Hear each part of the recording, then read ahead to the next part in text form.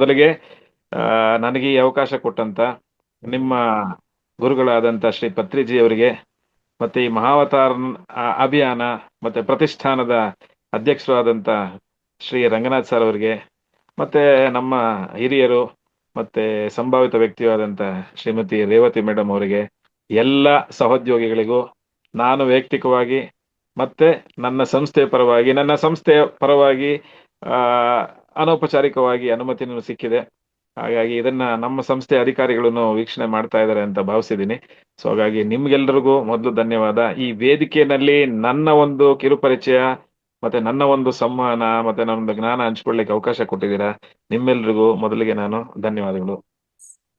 ಆ ಸ್ನೇಹಿತರೆ, ಆ ಈ ಒಂದು ವಿಷಯ ನಮ್ಮ ಪರಿಚಯ ಪತ್ರಿಕೆ ಅಥವಾ ಫ್ಲೈಯರ್ ಅಂತ ಏನ್ ಹೇಳ್ತೀವಿ ಆಂಗ್ಲ ಭಾಷೆನಲ್ಲಿ, ಅದರಲ್ಲಿ ಕೊಟ್ಟಿರೋ ಹಾಗೆ ಸಂವಹನದ ವಿಷಯ. ಸಂವಹನ ಅಂದ್ರೆ ಏನು, ಜನಸಾಮಾನ್ಯರಿಗೆ ಸಂವಹನ ಎಷ್ಟು ಮುಖ್ಯ, ಸಂವಹನದ ಅರ್ಥ ಏನಾಗುತ್ತೆ, ಅದನ್ನ ನಾವು ಇಂಗ್ಲಿಷ್ ನಲ್ಲಿ ಕಮ್ಯುನಿಕೇಶನ್ ಅಂತ ಹೇಳ್ತೀವಿ. ಸಾಧ್ಯವಾದಷ್ಟು ಕನ್ನಡ ಭಾಷೆಯಲ್ಲೇ ನಮ್ಮ ರಾಜ್ಯದ ಅಸ್ಮಿತೆ ಉಳಿಲಿಕ್ಕೆ ಅಥವಾ ಒಂದು ಪರಿಚಯ ಆಗಲಿಕ್ಕೆ ಕನ್ನಡದಲ್ಲೇ ಮಾತಾಡಬೇಕು. ಮತ್ತೆ ಕೆಲವೊಂದು ಶಬ್ದಗಳನ್ನ ಕಂಗ್ಲೀಷ್ ಭಾಷೆಲ್ಲೂ ಉಪಯೋಗಿಸ್ತಾರೆ.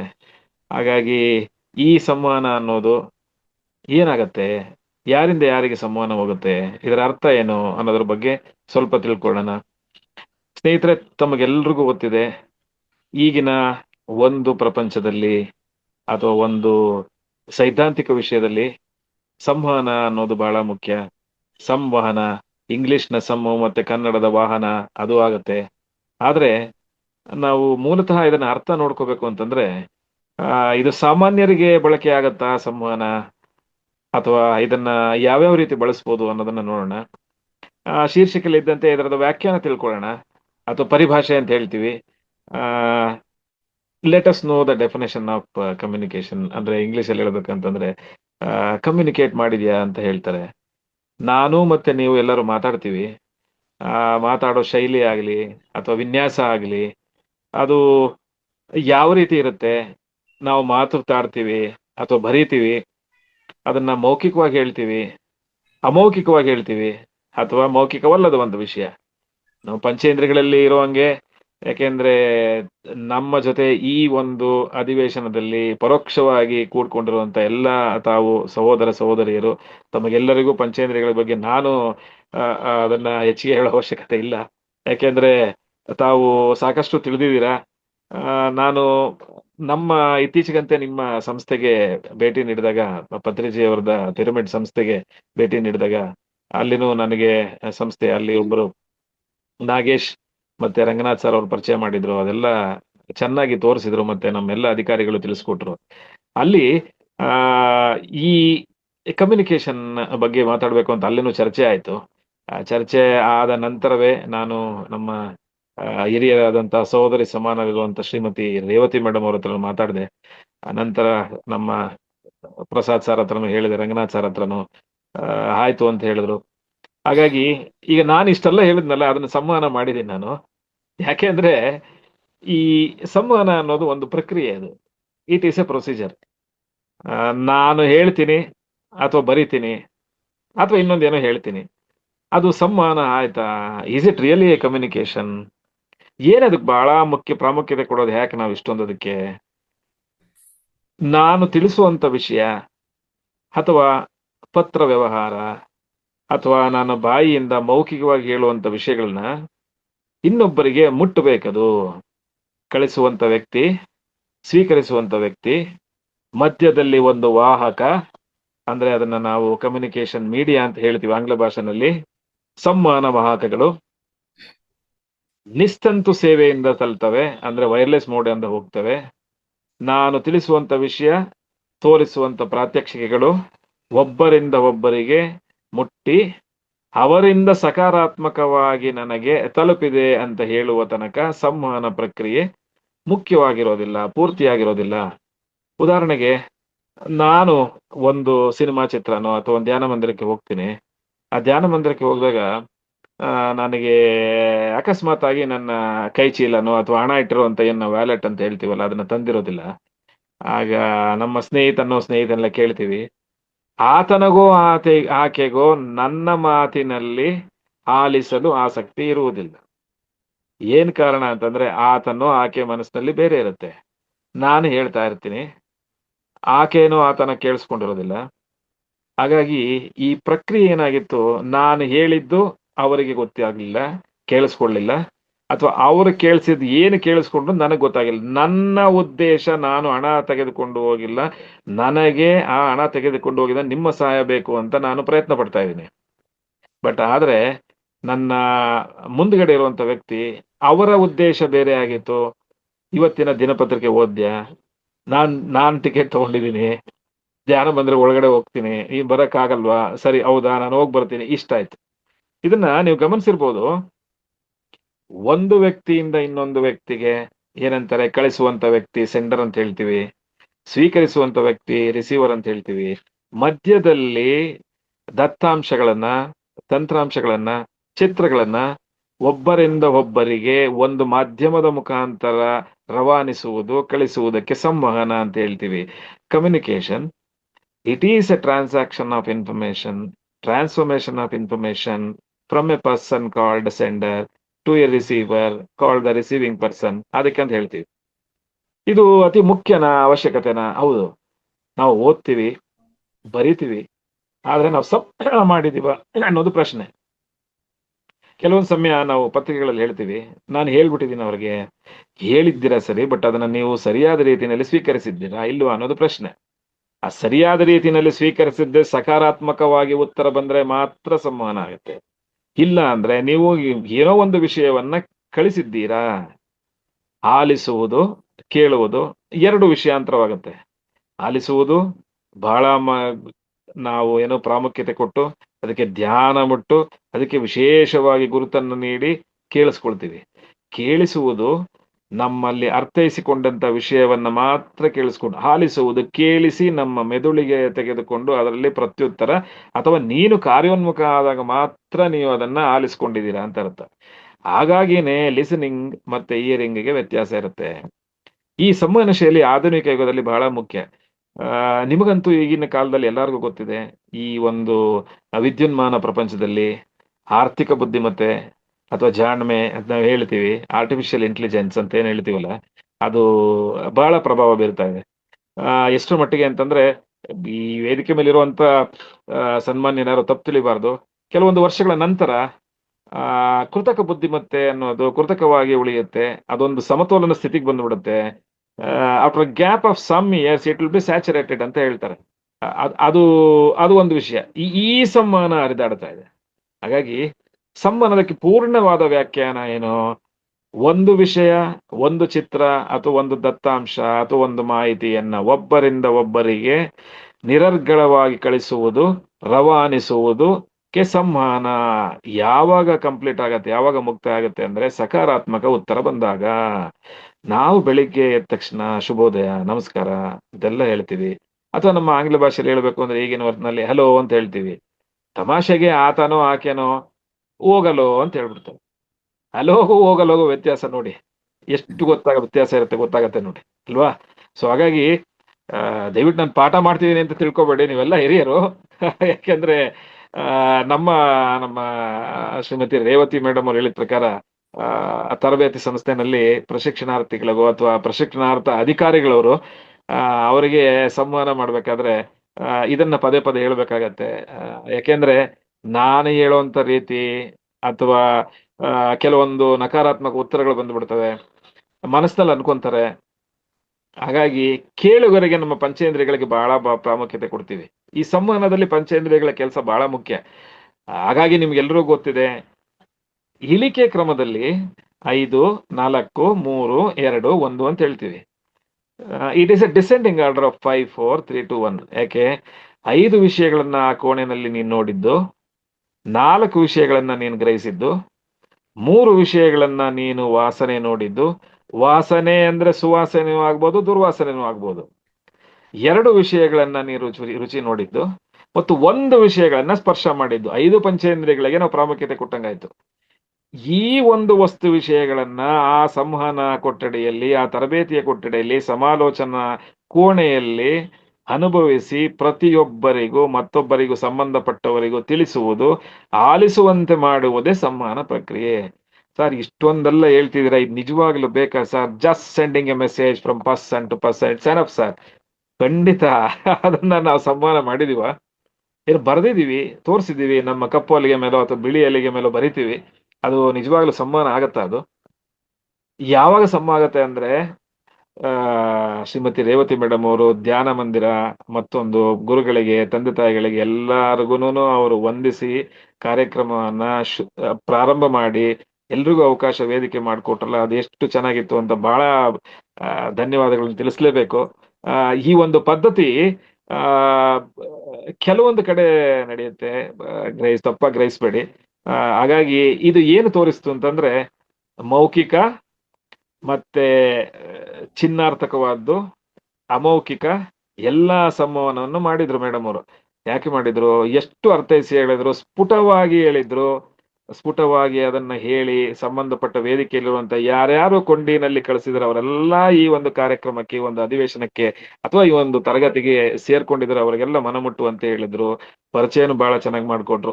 ಇದು ಈ ಸಂವಹನ ಪ್ರಕ್ರಿಯೆ ಆದಾಗ ನಾವೊಂದು ಸೇರಿ ಮಾಡುತ್ತಿರುವಂತ ಉದ್ದೇಶ ಪೂರ್ಣವಾಯಿತು, ಪೂರ್ಣ ಆಗ್ತಾ ಇದೆ. ಯಾಕೆ ಅಂದ್ರೆ, ಯಾಕೆ ಉದಾಹರಣೆ ಇದು ಬಂತು ಅಂತಂದ್ರೆ, ಈ ಸಂವಹನ ಶೈಲಿನಲ್ಲಿ ಇರೋದೇ ಇದೇ ವಿಷಯ. ವಸ್ತು, ವಿಷಯ, ಒಬ್ಬರಿಂದ ಒಬ್ಬರಿಗೆ ಮುಟ್ಟುವುದು, ಕಮ್ಯುನಿಕೇಟ್ ಅಷ್ಟೇ. ಇದು ವ್ಯಾಖ್ಯಾನ ಇಷ್ಟೇನೆ. ಈಗ ನಮಗೆ ಗೊತ್ತಿದೆ, ಈ 5, 4, 3, 1 ಹೇಳಿದ್ವಲ್ಲ ನಾವು, ಇದನ್ನ ಎಲ್ಲಾ ಪಂಚೇಂದ್ರಿಯಗಳಿಗೂ ನಾವು ಆದ್ಯತೆ ಕೊಟ್ವಿ. ಆತ್ಮ, ಪರಮಾತ್ಮ, ಅಂತರಾತ್ಮಕ್ಕೆ ನಾವು ಆದ್ಯತೆ ಕೊಡಬೇಕು. ಈ 5 ಕೈಗಳಿಂದ ಚಪ್ಪಾಳೆ ಹೊಡಿಬೇಕು. ಇದೆಲ್ಲ ನಾವು ತರಗತಿಲಿ ಮಾಡ್ತೀವಿ. ಅಂದ್ರೆ ನಮ್ಮ ತರಬೇತಿಗೆ ಬಂದಾಗ ಅಧಿಕಾರಿಗಳಿಗೆ ಮೊದಲನೇ ದಿವಸ ಅದಕ್ಕೆ ನಮ್ಮ ಮನೋವಿಲಾಸ ಮತ್ತೆ ಅದನ್ನ ಆತ್ಮಸ್ಥೈರ್ಯ ತುಂಬಲಿಕ್ಕೆ, ಇಂಗ್ಲಿಷ್ ಅಲ್ಲಿ ಅದನ್ನ ಐಸ್ ಬ್ರೇಕಿಂಗ್ ಅಂತಾರೆ. ಒಂದು ವ್ಯಕ್ತಿ ದುಗುಡ ದುಮ್ಮಾನವನ್ನ ಹೊರದೋಡಿಸಿ ಆ ಒಂದು ವಾತಾವರಣಕ್ಕೆ ಹೊಂದಿಕೊಳ್ಳುವಂತ ಕೆಲಸ ಮಾಡೋದೇ ಐಸ್ ಬ್ರೇಕಿಂಗ್. ನಾವ್ ಏನ್ ಕಮ್ಯುನಿಕೇಟ್ ಮಾಡ್ತಾ ಇದೀವಿ, ಸಂವಹನ ಮಾಡ್ತಾ ಇದೀವಿ ಅಂತಂದ್ರೆ, ಈ ಒಂದು ವಾತಾವರಣದಲ್ಲಿ ಕಲಿಕಾ ತರಗತಿ ಪ್ರಗತಿಯಲ್ಲಿದೆ. ನೀವು ಕೌಶಲ್ಯ ಮತ್ತೆ ಹತ್ತಿರವಾದ ಕೌಶಲ್ಯ ವಿಷಯಗಳನ್ನ ನೀವು ಸಂವಾದ ಮಾಡ್ತಾ ಇದ್ದೀರಾ, ಸಂವಹನ ಮಾಡ್ತಾ ಇದ್ದೀರಾ. ದ್ವಿಮುಖ ಸಂವಾದಕ್ಕೆ ಅವಕಾಶ ಇದೆ ಅಂತ ನಾವು ಸಂವಹನ ಮಾಡ್ತೀವಿ. ಇದು ನಿಜವಾಗ್ಲೂ ಸರಿನಾ ಅಲ್ವಾ? ಖಂಡಿತ ಸರಿ ಇದೆ. ಹಾಗಾಗಿ ಈ ನಮ್ಮ ರಾಷ್ಟ್ರದಲ್ಲಿ, ವಿದೇಶದಲ್ಲಿ ಕೆಲವೊಂದು ಎಲ್ಲಾ ಕಡೆನೂ ಪದ್ಧತಿಯಲ್ಲಿರುವಂತ ವಿಷಯ ಅದು. ಯಾಕೆಂದ್ರೆ ಈ ಒಂದು ವಿಷಯ ಪದವಿಯಲ್ಲಿ ಮತ್ತೆ ಸ್ನಾತಕೋತ್ತರ ಪದವಿಯಲ್ಲಿ ಮತ್ತೆ PhD ಪದವಿಯಲ್ಲೂ ಇದು ಎಲ್ಲಾ ವಿಷಯಗಳನ್ನು ಸಂಶೋಧನೆ ನಡೆದಿದೆ ಇದಕ್ಕೆ. ಈ ನಮ್ಮ ವೇದಿಕೆಯಲ್ಲಿ ಕಳೆದ ಕೆಲವು ಏನು ಅಧಿವೇಶನಗಳ ಹಿಂದೆ ಮಾಡಿದಂತ ನಮ್ಮ ಶ್ರೀಮತಿ ಡಾಕ್ಟರ್ ಸುತ್ತೂರು ಮಾಲಿನಿಯವರ ಒಂದು ಅಧಿವೇಶನ ಆಗಿರ್ಲಿ, ಅವರಿಗೂ ನಾನು ಧನ್ಯವಾದ ತಿಳಿಸ್ಬೇಕು. ಈ ಒಂದು ಪ್ರೇರಣೆ ಮತ್ತೆ ಈ ಅಧಿವೇಶನದಲ್ಲಿ ಪಾಲ್ಗೊಳ್ಳಿಕ್ಕೆ ಶ್ರೀಮತಿ ಮೇಡಮ್ ಅವ್ರದ್ದು ಪ್ರೇರಣೆ ಇದೆ. ಅವ್ರಿಗೂ ನನ್ನ ಧನ್ಯವಾದ ನಿಮ್ಮಗಳ ಮುಖಾಂತರ ಮೇಡಮ್. ಸೊ ಅವರಿಗೂ ಸಲ್ಲಲಿ. ಯಾಕೆಂದ್ರೆ ಆ ಸಂವಹನ ಪ್ರಕ್ರಿಯೆ ನಡೆಸಿದ್ದು ಈ ತರನೇ, ಒಬ್ಬರಿಂದ ಒಬ್ಬರಿಗೆ ಹರಡೋದು ಮತ್ತೆ ಆಲಿಸೋದು, ಆಲಿಸಿದ್ದನ್ನ ಗ್ರಹಿಸಿ ಕಾರ್ಯೋನ್ಮುಖ ಆಗೋದು. ಆಗ ಸಂವಹನ ಪ್ರಕ್ರಿಯೆ ಮುಗುತ್ತೆ, ಕಂಪ್ಲೀಟ್ ಆಗತ್ತೆ, ಮುಕ್ತಾಯ ಆಗತ್ತೆ. ನೋಡಿ, ನಮಗ್ ಗೊತ್ತಿದೆ, ರಾಬರ್ಟ್ ಫ್ರಾಸ್ಟ್ ಅಂತ ಒಬ್ಬ ವಿಜ್ಞಾನಿ, ಅವ್ರೇನಂದ್ರೆ ಭಾಷಾ ವಿಜ್ಞಾನಿ. ಅವರು ಲಿಚ್ಫರ್ಡ್ ಯೂನಿವರ್ಸಿಟಿ UK ನಲ್ಲಿ ಅವರು ಅವರ ಪೂರ್ಣ ಚರಿತ್ರ ಕೇಳೋದಕ್ಕಿನ್ನ ಅವ್ರು ಏನ್ ಹೇಳಿದ್ರು ಅಂತ ನಾವು ತಗೊಂತೀವಿ. ಯಾಕೆಂದ್ರೆ ನಮ್ಮ ಹಿಂದೂ ಪದ್ಧತಿನಲ್ಲಿ ಕೆಲವೊಂದು ದಾಖಲೆಗಳ ಪ್ರಕಾರ ನಮ್ಮ ಹಿಂದೂ ಧರ್ಮದಲ್ಲಾಗ್ಲಿ ಅಥವಾ ಸನಾತಿಯರಾಗ್ಲಿ ನಾವು ಅದನ್ನ ಪ್ರಯತ್ನ ಪಟ್ಟಿದ್ದೀವಿ. ಅದನ್ನ ಬೆಳಕಿಗೆ ಬರ್ದೆ ಅದನ್ನ ಎಲ್ಲೋ ಒಂದು ಕಡೆ ದಾಖಲೆ ಆಗಿ ಅದು ಬೇರೊಂದು ಕಡೆಯಿಂದ ಬಂದ್ಬಿಟ್ಟಿದೆ ಅದು. ಸೊ ಹಾಗಾಗಿ ರಾಬರ್ಟ್ ಫ್ರಾಸ್ಟ್ ಯಾಕೆ ತಗೊಂಡ್ರಿ ಅಂತ ಪ್ರಶ್ನೆ ಬರ್ಬೋದು. ಆಂಗ್ಲರನ್ನ ಯಾಕೆ ನೀವು ಉದಾಹರಣೆಗೆ ತಗೊಂಡ್ರಿ ಅಂತ ಪ್ರಶ್ನೆ ಬರ್ಬೋದು. ದಾಖಲೆಗಳಲ್ಲಿ ಮತ್ತೆ ನಾವಿರುವಂತ ಪುಸ್ತಕಗಳಲ್ಲಿ ಅಥವಾ ನಾವೊಂದು ಏನು ಪರಾಮರ್ಶೆ ಮಾಡ್ತೀವಿ ಅಂತ ಲೇಖನಗಳು ಏನಿರ್ತವೆ ಅದರಲ್ಲಿ ಇರುವಂತ ವಿಷಯಗಳಿದೆ. ಅದರಲ್ಲಿ ಅವ್ರು ಹೇಳ್ತಾರೆ, ಪ್ರಪಂಚದಲ್ಲಿ ಸಂವಹನ ಮಾಡೋದು ಎರಡೇ ತರ, ವಿಷಯ ಇರೋದು ಇಬ್ಬರೇನೆ. ಯಾಕಂದ್ರೆ ಸಂವಹನ ಅಂತ ಗೊತ್ತಾಯ್ತು ನಾವು, ಒಂದು ವಿಷಯ, ಒಂದು ವಸ್ತು, ಒಬ್ಬರಿಂದ ಒಬ್ಬರಿಗೆ ಮುಟ್ಟೋದಷ್ಟೇ ಅಂತ ಗೊತ್ತಾಯ್ತು ಈಗ ಅದು ಪೂರ್ತಿ.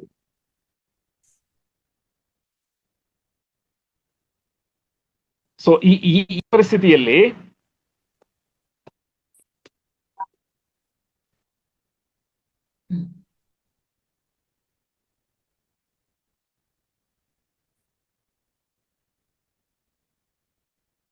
ಕ್ಷಮಿಸಿ. ಈ ಈ ಈ ಪರಿಸ್ಥಿತಿಯಲ್ಲಿ ಕೆಲವೊಂದು ಉದಾಹರಣೆಗಳು ಬರ್ತವೆ. ಆ ಉದಾಹರಣೆನಲ್ಲಿ ಏನಾಗತ್ತೆ ಅಂತಂದ್ರೆ, 2 ತರ ವ್ಯಕ್ತಿಗಳು ಮಾತ್ರ ಇದ್ದಾರೆ. ಈ ಸಂವಹನ ಮಾಡುವಂತವ್ರು.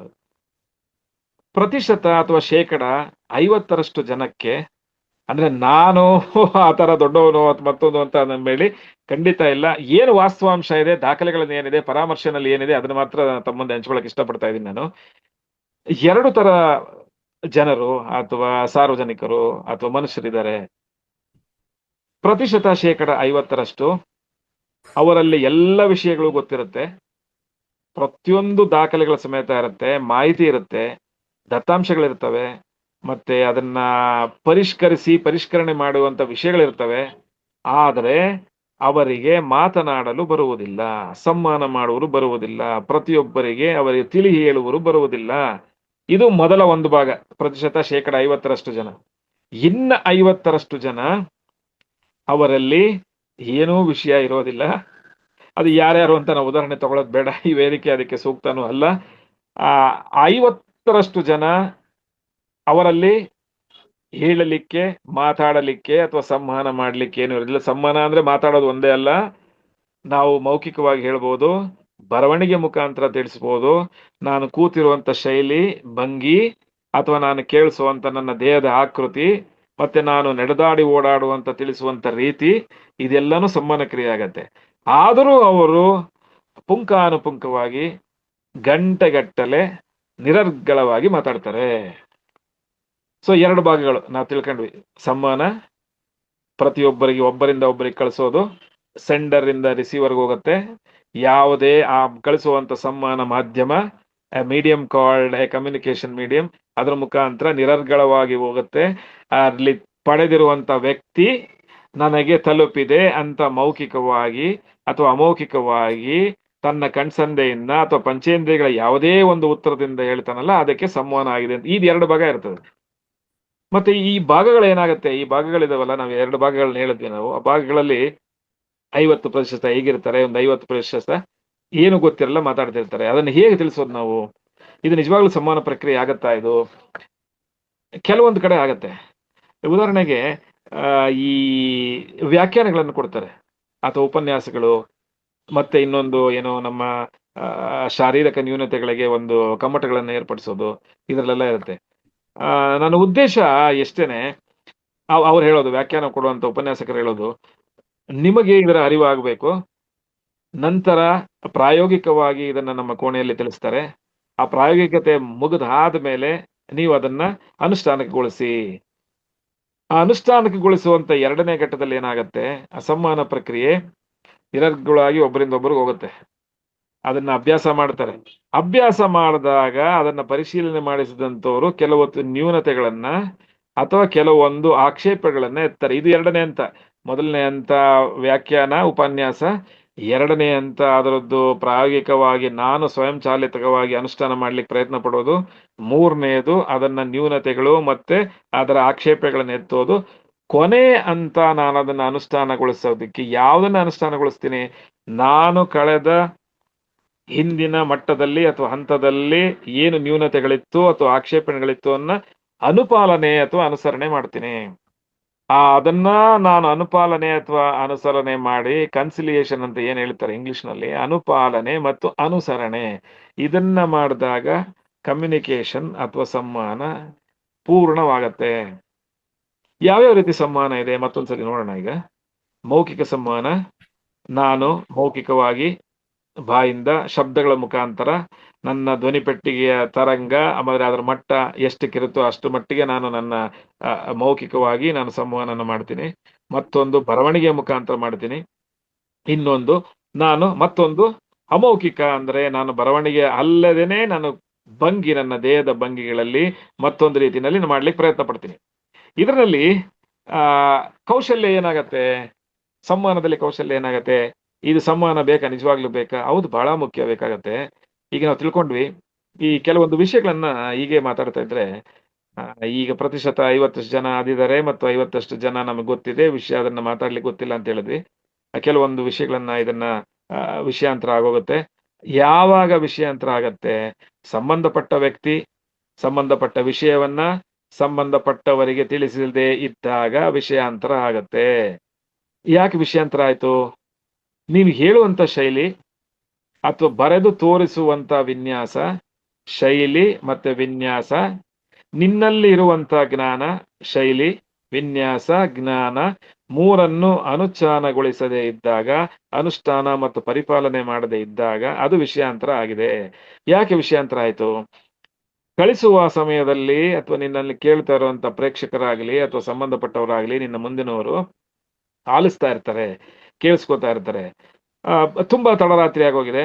ಆ ಉದಾಹರಣೆಗೆ ನಿದ್ದೆ ಬರುವಂತ ಸಮಯ, ಅಥವಾ ಊಟದ ವ್ಯವಸ್ಥೆನೂ ಆಗಿದೆ.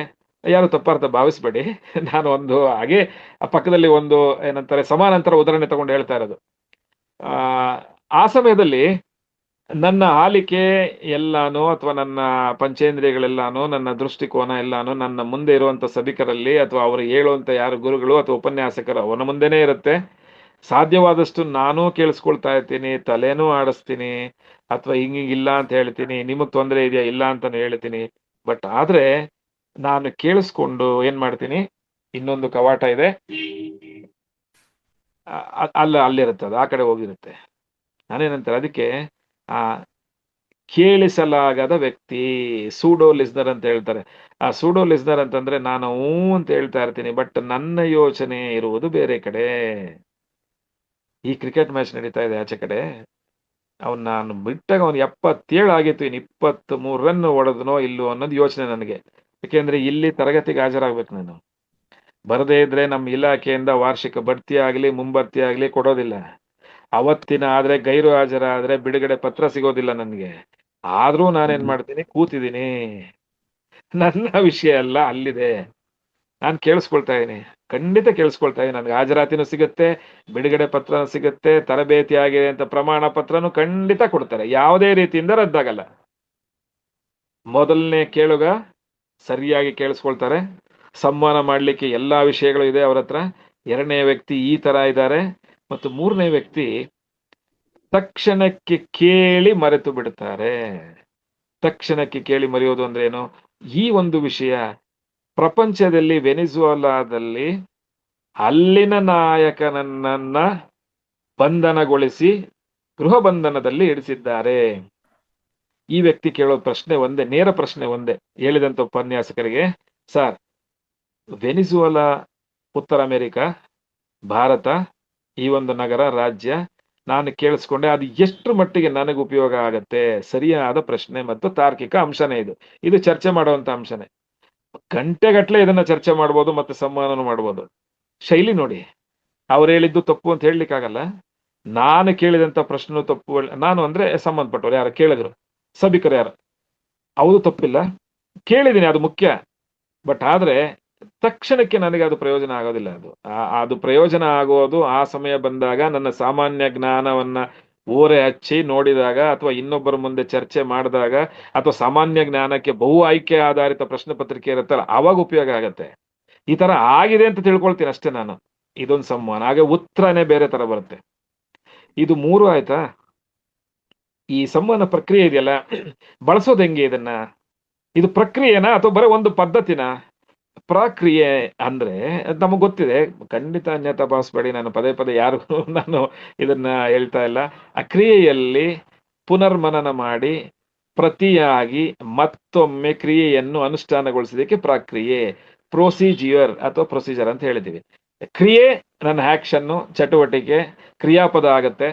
ಪ್ರೊಸೀಜರ್ ಆ ಪ್ರಕ್ರಿಯೆ ಏನಾಯ್ತು, ಅದು ನಿರಂತರವಾಗಿ ನಡೆಯೋದು. ಎಲ್ಲಿವರೆಗ ಯಾವಾಗ ನಡೆಯುತ್ತೆ ಅಂದ್ರೆ, ನೀನು ವಿಷಯವನ್ನ ಯಾವಾಗ ಕಳಿಸುತ್ತೀಯ, ಯಾವಾಗ ತಿಳಿಸುತ್ತೀಯ, ಯಾರಿಂದ ಯಾರಿಗೆ, ಯಾವಾಗ, ಏಕೆ, ಹೇಗೆ ತಿಳಿಸುತ್ತೀಯ ಅನ್ನೋದೇ ಒಂದು ಸಂವಹನ ಚಕ್ರ.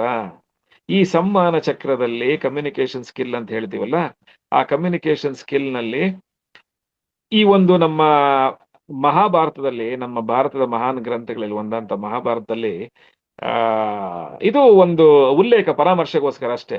ಅದು ನಮ್ಗೆ ಗೌರವ ಇದೆ. ನಮ್ಮ ಮಹಾನ್ ಗ್ರಂಥ, ದೇವರು ದೇವ ಸಮಾನ, ನಿಜವಾದ ಅಂಶ. ಆ ಎಲ್ಲ ಸುತ್ತಲೂ ಇರ್ತಲ್ಲ, ಏಕೆ, ಹೇಗೆ, ಯಾವಾಗ, ಎಲ್ಲಿ ಮತ್ತೆ ಎಂದು ಎಲ್ಲ ಹೇಳ್ತೀವಿ. ಅದರಲ್ಲಿ ನಮ್ಮ ಪಾಂಚಾಲಿ ದ್ರೌಪದಿ ಅವರಿಗೆ ಆ 5 ಜನ ಪತಿಯರು, ಗಂಡಂದರು ಅಲ್ವಾ. ಅವರು ದ್ರೌಪದಿ ಹೆಣ್ಣು. ಈಗ ಇದನ್ನ ಒಂದು ಪಕ್ಕದಲ್ಲಿ ಇಟ್ಕೊಳ್ಳಿ, ಇದು ನಿಜವಾದ ಅಂಶ. ಇದು ಆ ಸಂವಹನ ಪ್ರಕ್ರಿಯೆನಲ್ಲಿ, ನಮ್ಮ ಸಂವಹನ ಪ್ರಕ್ರಿಯೆನಲ್ಲಿ, ನಮ್ಮ ಸಾಮಾನ್ಯವಾಗಿ ಸಂವಹನ ಪ್ರಕ್ರಿಯೆಯಲ್ಲಿ, ಕಮ್ಯುನಿಕೇಶನ್ ಸ್ಕಿಲ್ ನಲ್ಲಿ, ಆ ಚಕ್ರದಲ್ಲಿ ಹೇಗೆ ನಮ್ಮ ಜೀವನ ಚಕ್ರ ಶೈಲಿಯ ಇದೆಯೋ, ಬಾಲ್ಯಾವಸ್ಥೆ, ಪ್ರೌಢ್ಯಾವಸ್ಥೆ, ವಯಸ್ಕರು, ಮತ್ತೆ ವೃದ್ಧಾಪ್ಯ, ಮತ್ತೊಂದೇ ಮರುಜನ್ಮ ಆಗತ್ತೆ. ಇದನ್ನ ಹೆಚ್ಚಿಗೆ ನನಗೆ ಅಷ್ಟೊಂದು ನನಗೆ ಆಧ್ಯಾತ್ಮಿಕವಾಗಿ ಜ್ಞಾನ ಇಲ್ಲ. ನಿಮ್ಗಳೆಲ್ಲ ಹಿರಿಯರಿದ್ದೀರಾ, ನಾನು ತಿಳ್ಕೊಬೇಕಾದ್ರಿಂದ ಪರಾಮರ್ಶೆಗೆ, ಹೋಲಿಕೆಗೆ ಮಾತ್ರ ತಗೊಂಡಂತ ವಿಷಯ ಅಷ್ಟೇ ಇದು. ಅದ್ರಲ್ಲಿ ಹೆಚ್ಚುಗಳು ಬರ್ತವೆ, ಎಲ್ಲ ಹಸ್ಬೆಂಡ್ಗಳು ಬರ್ತವೆ ಅಲ್ವಾ. 5 ಜನ ಹೆಚ್ಚುಗಳು ಬರ್ತಾರೆ. ಮಧ್ಯದಲ್ಲಿ ಇರೋದು ವೈಫ್ ಒಂದೇ ಒಂದೇ ಅಲ್ವಾ. ಇದರಲ್ಲಿ ಸ್ವಲ್ಪ ಬದಲಾವಣೆ ಆಗುತ್ತೆ. ಹಸ್ಬೆಂಡ್ ಒಬ್ಬರೇ ಇರ್ತಾರೆ ಸೆಂಟರ್ ಅಲ್ಲಿ, ಮಧ್ಯದಲ್ಲಿ ಹಸ್ಬೆಂಡ್ ಒಬ್ಬರೇ, ಸುತ್ತಲೂ ಡಬ್ಲ್ಯೂ ಇರುತ್ತೆ, ವೈಫ್ಗಳಿರ್ತಾರೆ. ಅದಕ್ಕೂ ಇದಕ್ಕೂ ಹೋಲಿಕೆ ಅಲ್ಲ, ಸಂಬಂಧನೂ ಇಲ್ಲ. ಉದಾಹರಣೆ, ಅದು ನಮಸ್ಕಾರ ಮಾಡ್ಲಿಕ್ಕೆ, ಜ್ಞಾಪಕ ಮಾಡ್ಕೊಳ್ಲಿಕ್ಕೆ ಅಷ್ಟೇ ಮಹಾಭಾರತ. ಇದರಲ್ಲಿ communications have A circle of communication. ನಮ್ಮ ಸಂವಹನ ಚಕ್ರ 5 ಜನ ಡಬ್ಲ್ಯೂಗಳೆಲ್ಲ ಇರ್ತವೆ, ಕ್ಷಮಿಸಿ 5 ಜನ ಎಲ್ಲ ಹೆಚ್ಚುಗಳೆಲ್ಲ ಒಂದೇ ಒಂದು ಮಧ್ಯದಲ್ಲಿ ಮಾತ್ರ ಹೆಚ್ಚು ಅನ್ನೋದಿರುತ್ತೆ, ಹಸ್ಬೆಂಡ್ ಇರುತ್ತೆ, ಒಬ್ಬನೇ ಒಬ್ಬ. ಹೌ ಅನ್ನೋದು ಮಾತ್ರ ಸುತ್ತಲೂ ಏನಿರುತ್ತೆ, when, who, why, where it is. ಡಬ್ಲ್ಯೂಗಳು ಏಕೆ, ಹೇಗೆ, ಎಲ್ಲಿ, ಯಾವಾಗ, ಎಂದು. ಈಗ ಮಾತ್ರ ಮಧ್ಯದಲ್ಲಿ ಮಾತ್ರ ಹೆಚ್ಚೆಂದ್ರೆ ಹೂ ಅಂತ ಹೇಳ್ತೀವಿ. ಸೊ ಹಾಗಾಗಿ ಈ ಸಂವಹನ ಪ್ರಕ್ರಿಯೆ ಮಾಡ್ಲಿಕ್ಕೆ ಅಥವಾ ಸಂವಹನ ಪ್ರಕ್ರಿಯೆ ಅನುಷ್ಠಾನಗೊಳಿಸ್ಲಿಕ್ಕೆ ಇದೆಲ್ಲ ಕೂಡಿ ಬರ್ಬೇಕು ನಮಗೆ. ಸಂವಹನ ಪ್ರಕ್ರಿಯೆ ತಿಳ್ಕೊಂಡ್ವಿ. ಸಂವಹನ ಪ್ರಕ್ರಿಯೆಯಲ್ಲಿ ಮೌಖಿಕ, ಅಮೌಖಿಕ, ಬರವಣಿಗೆ, ವಿದ್ಯುನ್ಮಾನ ಅಥವಾ ವಿದ್ಯಾಂಕಿತ ಅಂದ್ರೆ ಎಲೆಕ್ಟ್ರಾನಿಕ್ ಇದೆ, ಪತ್ರಿಕಾ ಮಾಧ್ಯಮ ಇದೆ, ಮತ್ತೆ ನಮ್ಮ ದೇಹದ ಭಂಗಿಗಳು, ಅನುಚ್ಚಾನಗಳು, ಮತ್ತೆ ವಿನ್ಯಾಸ, ದೃಷ್ಟಿಕೋನ, ಇದೆಲ್ಲ ನಮ್ಮ ಸಂವಹನ ಪ್ರಕ್ರಿಯೆಗಳು. ನನಗೆ ತುಂಬಾ ಹಲ್ನೋವಿರುತ್ತೆ, ಮಾತಾಡ್ತಾ ಇರ್ತೀನಿ, ಮಾತಾಡಿದಾಗ ಮಧ್ಯ ಹಲ್ನೋವು ಬಂದ್ಬಿಡುತ್ತೆ. ಅವಾಗ ಟ್ಯಾಬ್ಲೆಟ್ ತಗೊಳ್ಳಿ ಅಂತ ಅವಾಗ ನಾನು ಏನು ಹೇಳ್ತೀನಿ, ಇದು ಸಂವಹನ ಶೈಲಿನೇ. ಈಗ ನಾವು ಗಮನಿಸಿದೀವಿ ರಾಷ್ಟ್ರೀಯ ವಾರ್ತೆಗಳಲ್ಲಿ ಅಥವಾ ಮತ್ತೊಂದು ಕಡೆ, ನಮ್ಮ ವಾರ್ತಾ ವಾಚಕರಾಗ್ಲಿ ಅಥವಾ ಅದಕ್ಕೆ ಸಂಬಂಧಪಟ್ಟ ಸಿಬ್ಬಂದಿಗಳಾಗ್ಲಿ, ಆ, ನಮ್ಮ ಶ್ರವಣ ಸಾಧನಗಳನ್ನ ಒಡಿಸಿರುವಂತ ನಮ್ಮ ಕೇಳುಗರಿಗೆ, ಶ್ರೋತೃಗಳಿಗೆ ಕೈ ಸನ್ನೆಗಳನ್ನ ಮುಖಾಂತರ ಮೆಷಿನ್ ಲ್ಯಾಂಗ್ವೇಜ್ ಅಥವಾ ಸೈನ್ ಲ್ಯಾಂಗ್ವೇಜ್ ಏನ್ ಹೇಳ್ತೀವಿ ನಾವು, ಚಿನ್ನಾರ್ಥಕ ಭಾಷೆ ಅಂತ ಹೇಳ್ತೀವಿ. ಆ ಚಿನ್ನಾರ್ಥಕ ಭಾಷೆಯಿಂದನೇ ಈ ತಂತ್ರಾಂಶ ಮತ್ತು ಯಂತ್ರಾಂಶಗಳನ್ನ ಮಾಡಿರೋದು.